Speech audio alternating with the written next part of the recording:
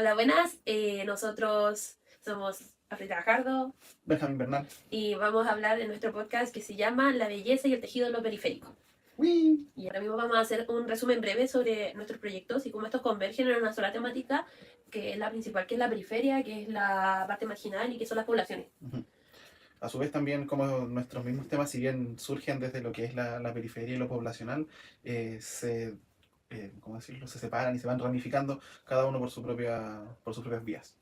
Y vamos, no sé, ¿tú primero quieres explicar? Ya, mi proyecto se basa en la periferia, en la parte del tejido, en el tejido social, en la parte de cómo uno habita en este espacio, qué cosas se puede encontrar en este espacio, intenta criticar ese tejido social a través de cómo se compone, cómo se configura. Si bien muchas veces se ha tratado de como normalizar la periferia, se ve como de una manera súper higienizada, en realidad no es así.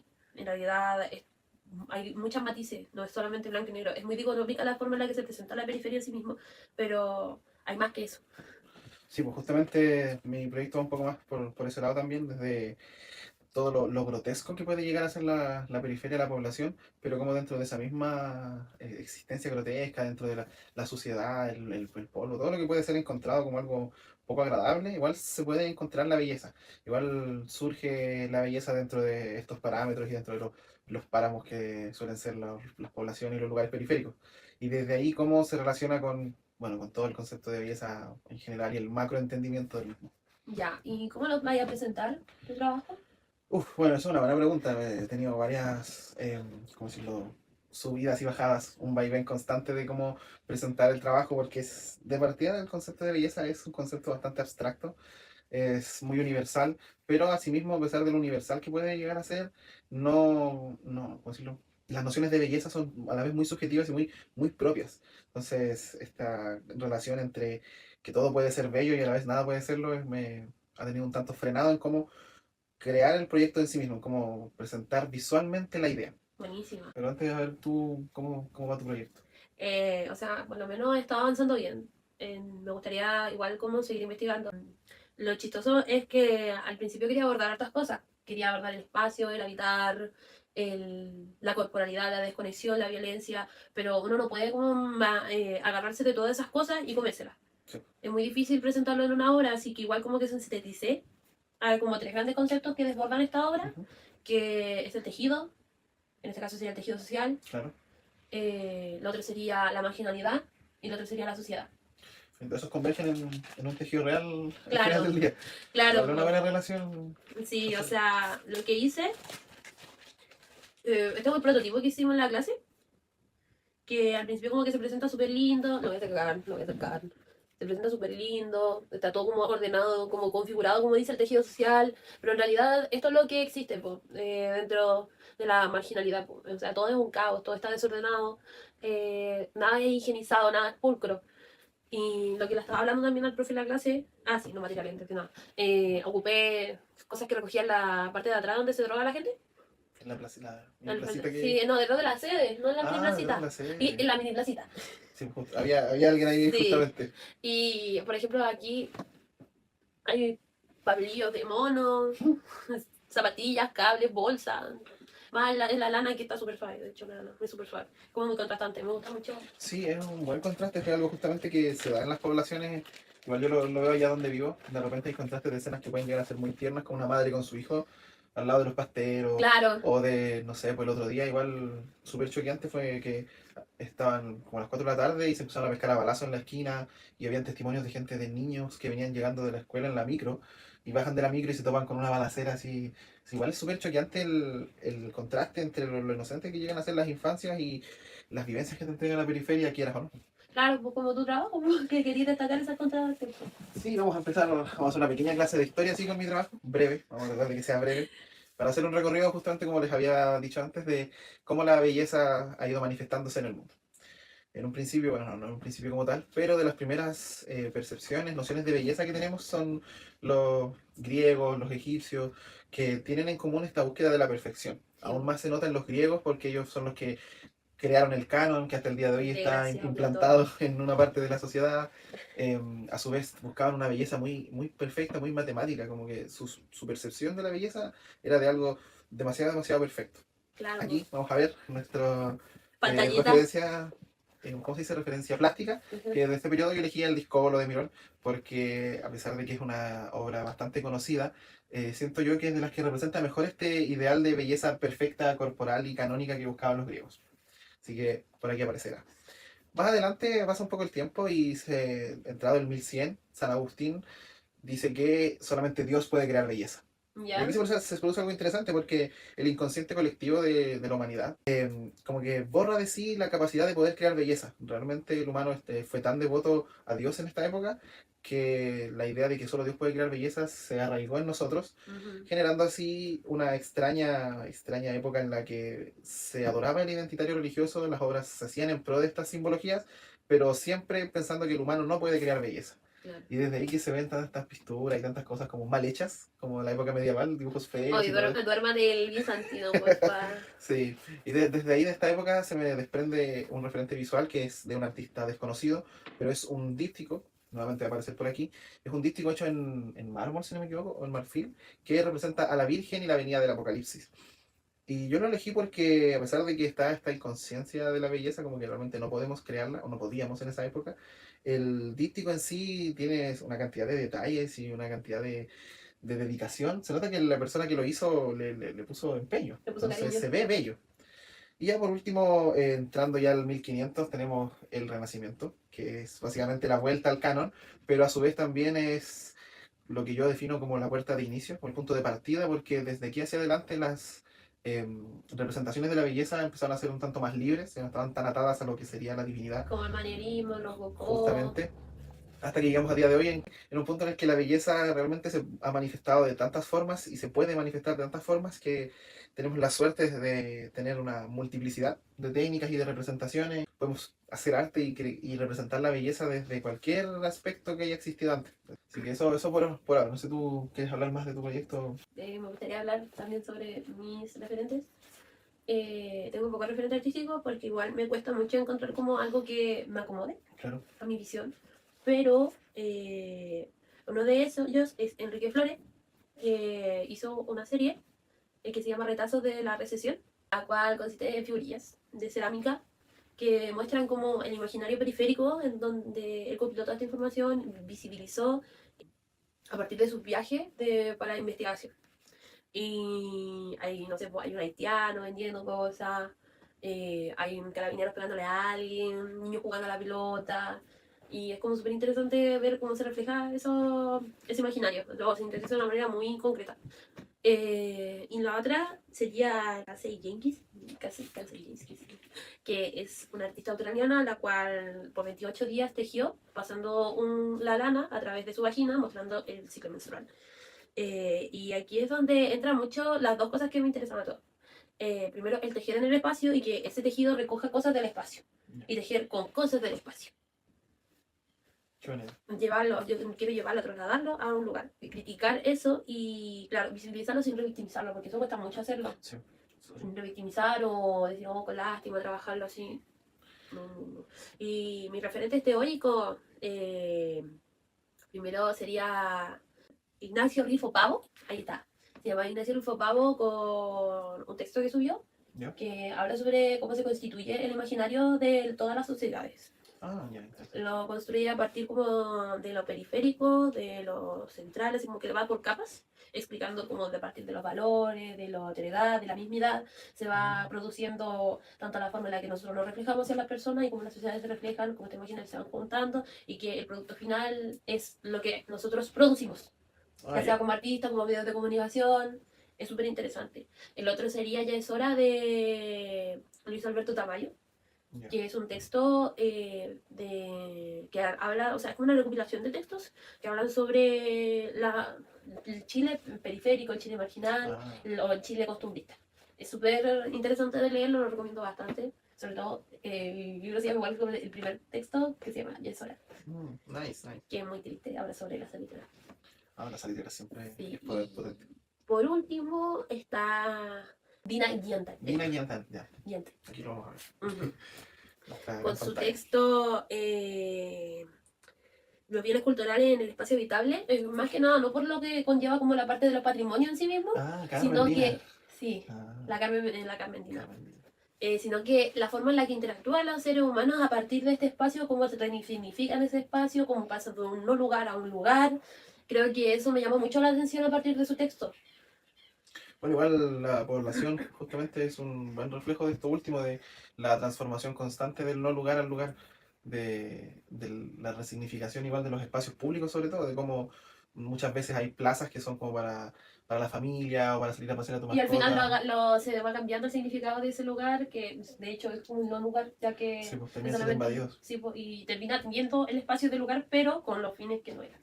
Claro, sí, pues se convierten en lugares para, llámese los pasteros, los vagabundos, todos estos seres nocturnos que habitan las poblaciones, pero para el resto de las personas se termina transformando en un nuevo lugar porque a pesar de que uno viva por ahí, de que siempre se trata de evitar el prejuicio y tal, Ujú. uno Igual no quiere pasar y igual no quiere mirar. sí, pues termina evitando esos lugares, termina siendo segregados, ya sea directa o indirectamente, estos espacios, transformándose justamente en no lugares.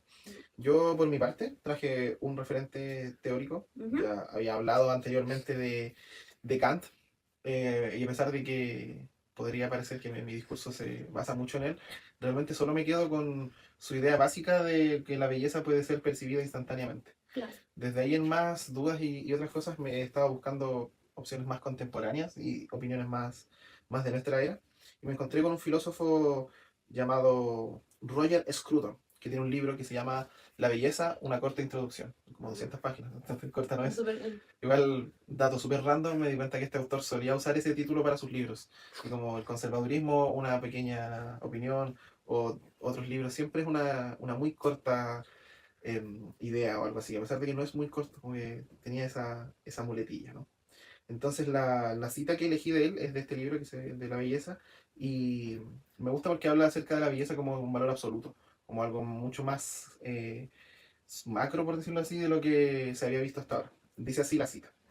La belleza es un valor supremo, algo que buscamos por sí mismo y para cuya búsqueda no se necesita ninguna otra justificación. Por lo tanto, la belleza debería compararse con la verdad y la bondad, un miembro de un trío de valores supremos que justifican nuestras inclinaciones racionales. Me interesa esta mirada más contemporánea de la belleza porque habla justamente acerca de que la búsqueda de la belleza es algo cuasi instintivo y la idea de mi obra no es imponer mis percepciones de la belleza, claro. sino que es generar un diálogo entre lo que yo percibo como belleza, lo que el resto de las personas percibe como belleza y cómo esto se interrelaciona a su vez con la idea del concepto de belleza que ha venido madurando desde hace tantos cientos de años. Es que claro, tú no podés desprender tu biografía con el entorno jamás, porque tú estás habitando ese entorno y nosotros no somos individuos, somos sujetos, estamos sujetos en esta comunidad en este entonces, porque es la población en este caso. Sí, Nosotros habitamos este espacio, lo vivimos día a día, convivimos con las personas, a pesar de que no las queremos mirar, decimos, sí, pues están ahí, son parte igual al final de nuestro bagaje, igual de nuestro contexto. Es igual importante tener en cuenta cómo nos está ligado a nosotros nuestro espacio, nuestro contexto, más allá de que queramos o no, de cómo nos sintamos en el mismo, pues aquí estamos, en este claro. espacio que habitamos al final del día. Y la otra es que nosotros dos compartimos un referente, ¿Sí? sí, que es la salvación de lo bello. Ah, la salvación de lo bello. Sí. Eso nos ha ayudado caleta como a comprender tanto como la parte de la higienización. Sí, justamente eso es algo que Sí, me nos interesa mucho. firmamos harto sobre la parte de la higienización. Sí, a pesar de que eso era el principio del libro, que es bastante interesante en sí el libro, a mí me atraía mucho esta idea que explica de lo, como lo pulcro, Sí, lo liso, lo liso. lo liso, sí, como esta idea se ha ido incrustando igual en la percepción de belleza que existe a día de hoy desde el lado digital del mundo, que en realidad es la mayoría del mundo a día de hoy, y de cómo la visión hegemónica de la belleza ha sido moldeada por este concepto de lo liso, de lo pulcro, y no es algo tan propio de lo digital, sino que es algo que se viene dando hace Desde mucho tiempo. siempre, desde toda la vida. Sí, lo tenemos de eliminar imperfecciones o toda la presión social que hay sobre el cuerpo de En la las mujer. pinturas se modificaba todo eso. Sí, que deben ser lisas, tersas, perfectas, magníficas. Ya. Pero igual es fuerte como, a pesar de que el concepto de belleza es algo que muy libre, que es propio de mí, propio de ti, todos tenemos nuestras ideas, e igual es atado por la maquinaria social, es moldeado por la misma y es, como de cierta forma, limitado a ser lo que la hegemonía dicta que tiene que ser lo bello. Claro. Eh, Y también me gustaría que en esta parte van a aparecer como fragmentos de nuestros videos de collage, nuestros stop sí. motions, para mostrar como lo que utilizamos. En mi caso, yo utilicé fotografías que saqué del entorno en donde yo vivo. y mi compañero. Sí, yo trabajé con materialidades del entorno en el que vivo. Podríamos detenernos en esta parte de hablar un poco de lo que pretendemos en la obra más allá del prototipo. Exactamente, es ahí donde yo quería llegar. Comienza tú ahora, que hablé Ya. recién yo. Yo pensaba hacer de estos manteles que usan como hacen las abuelitas, Ujú. porque primero quería centrarme en algo que me dejó muy marcado lo que dijo el profe, porque vamos a contextualizar, porque todo converge en la dictadura siempre, no sé cómo, Sí, pues, sí, porque nos al fin y al marcó. cabo terminamos siendo consecuencias de y cómo afrontamos estas Sí, consecuencias, pues. cómo la sociedad se queda con estos restos. En este caso, nosotros nos quedamos con el POG. Yo me quedo con el POG para poder trabajar en mi tejido, porque lo que quiero hacer es un tejido a partir de la lana, Claro. que se llama así porque es la abreviatura de Programa Ocupacional de Jefes de Hogares, en Ujú. donde en el centro de madres las mujeres iban y aprendían ciertas labores para después tener como trabajos remunerados, cuando en realidad eran cosas súper indignantes. Los salarios eran Ah, no, atroces. me imagino, me imagino. Y les enseñaban a hacer como distintos tejidos, y uno de esos, el característico que está en todas las casas, que es uno circular. Ah, el pollito crochet. El mantelito para las mesas de toda la vida. Y quiero hacer uno gigante. O hacer una serie. Una de esas dos me interesa mucho a partir, claro, pues mostrando como la parte de adelante, lo pulcro, lo limpio, en la parte de atrás, la verdadera sociedad que hay. Ah, ya Y quiero entiendo. que estos se encuentren también con el espacio. Quiero realizar una intervención en la población en la que yo vivo, colocándolos, claro, si fueran hechos a partir de ese material, que convivan con el material de donde fueron Claro, sacados.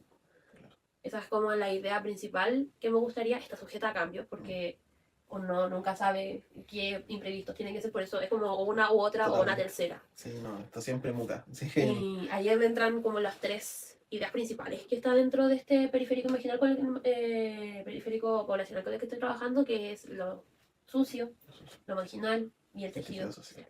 Muy bien.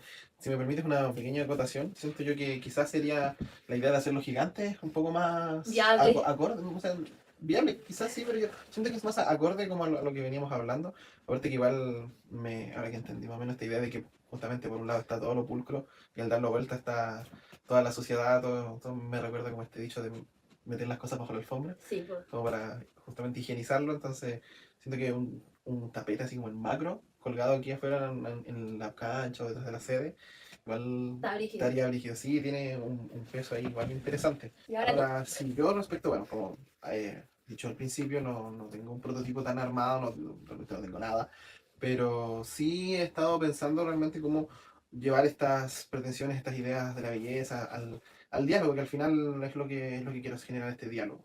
Entonces, en un principio tenía obras que eran un tanto más, para ser como expectadas. Tenía ideas como de traer la imagen que yo encuentro como bella y presentarla para dejarla ahí ante el público. Pero muy Que subjetivo eso. sí, bueno, aparte, yo sé que me dijo que no pensara en el público, pero se me hace inevitable. Entonces, a lo que llegué al final es que creo que lo mejor sería hacer una instalación para así poder no solamente presentar mis ideas de la belleza, Ujú. sino que también presentar esto que hablaba de las ideas histórico-universales de la belleza, de cómo la humanidad ha ido representando la belleza a lo largo del tiempo y dar un espacio para que las personas, los espectadores, quien se tope con la obra, pueda tener dentro de la vorágine de opciones, pueda tener su espacio propio para poder pensar justamente qué es lo que nos parece bello. Una idea que estuve analizando, que no es nada seguro, me Ujú. gustaría tapar en el pasillo como de la entrada a la sala de escultura con cortinas blancas, cosa que de ponerle en grande la pregunta de qué es la belleza y generar este pequeño tramo del pasillo para que con las cortinas blancas y la primera pregunta se pueda dar un momento para que el espectador piense justamente en qué es la belleza, qué es lo que le parece bello. Ah, como ese, el de la pregunta. Sí, y después al entrar a la sala o al pasar hacia el fondo al otro salón que hay, lo contrario, cortinas negras, pero esta vez con la pregunta de qué no es la belleza y los acompañamientos visuales de qué me parece bello a mí, qué le parece bello al mundo, tal vez preguntarle a ustedes, mis compañeros o a otras personas en la U, qué les parece bello, cosa de tener testimonios de distintos lados de Igual qué tenéis que es la tener cuidado, belleza. porque recuerda que no estamos para educar. Justamente, sí, por eso no quiero que No, no haya preguntas como algo tengan sujeto. respuesta, Sí, po. sino que sea simplemente qué es bello, qué no lo es, y ahí dejarlos Algo perdidos. perceptivo. Claro, Quería irte como a la parte que nos enseñaron de la percepción, lo sensorial, lo significativo sí, y lo conceptual. ¿Cierto? sí, un poco como no llegar a abrumar, pero sí un poco llenar las percepciones de las distintas formas, cosa de que no, no, por ejemplo, no limitar, porque es lo que sentí que pasaría si solo pusiera mi percepción. Claro, es Siento súper que ahí limitante. lo limitaría mucho a de, esto es bello para mí, sino que Y el claro, sería una macro, imposición. claro, y no, tampoco es la idea de imponer, sino que simplemente dejarlos como en una zona neutra, Ujú. como en un gris en el que puedan moverse entre para allá y para acá, de qué es bello para mí, para ti, para él, para ella, Por eso cuando estábamos para el hablando de lo mundo. dicotómico, hay como que tú quedaste como, sí, aquí entro yo. Sí, así que más o menos esas son como la idea que tengo ahora de cómo llevar la obra a lo físico. Buena. Sí. ¿Y eso? Eso, sí, eso sería, hemos llegado al final de este capítulo de la belleza, la periferia, los tejidos sociales y todo lo que nos puede entregar la población, queramos o no. Sin labia. Pues sí, así que eso, nos vemos. Cuídense. Adiósito. Adiós.